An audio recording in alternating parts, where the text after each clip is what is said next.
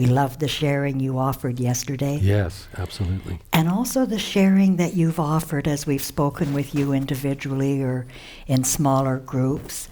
I have found that very moving. And this morning, I was speaking with a few people, and I was very moved by what I was hearing from them. And it brought to life for me again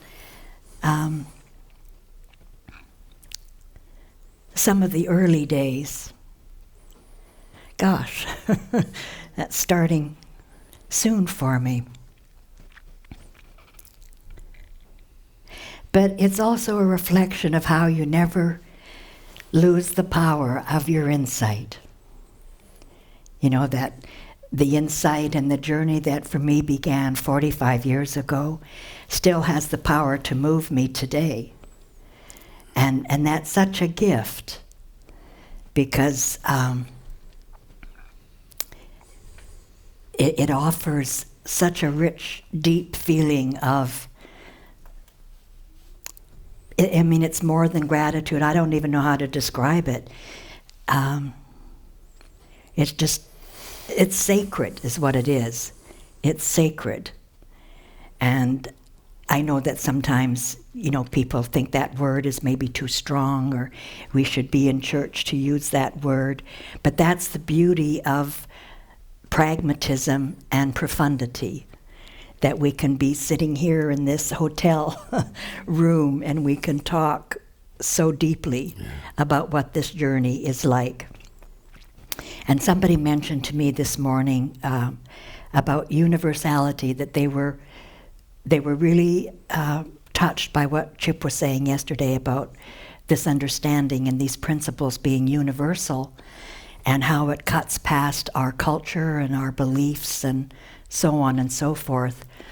And you gave various examples of when we were talking with that group in Des Moines and so on, and how the language provided no barrier, that the feeling between us of love being exchanged. And what do they say about the eyes, like the window to the soul? Yeah. That we really experienced that. For me, that was the first time I think I really experienced that spiritual fact, that, you know, the eyes are the windows to the soul. And it brought to mind, you know, my own religious culture.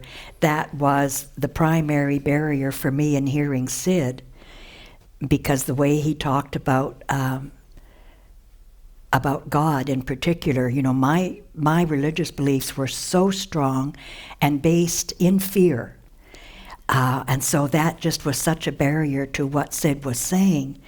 And yet, you know, the feeling of his well-being, the feeling of his universal truth and spirit touching mine, moving past my beliefs, my strong, strong beliefs.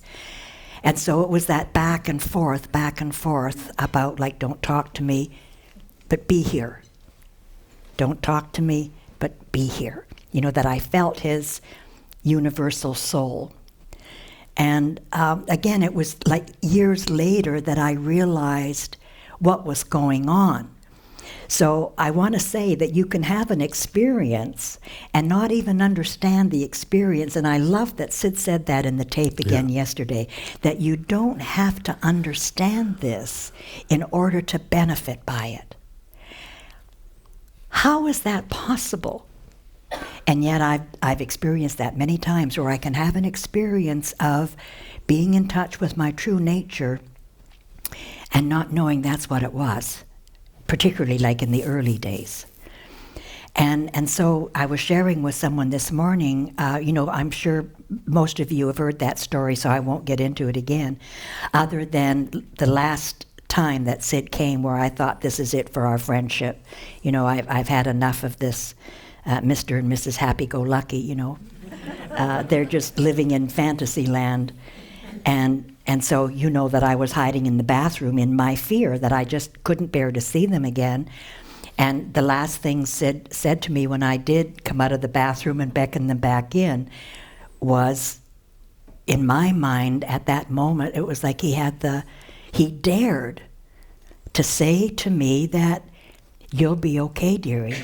You have God within you. Now, isn't that a beautiful thing to say?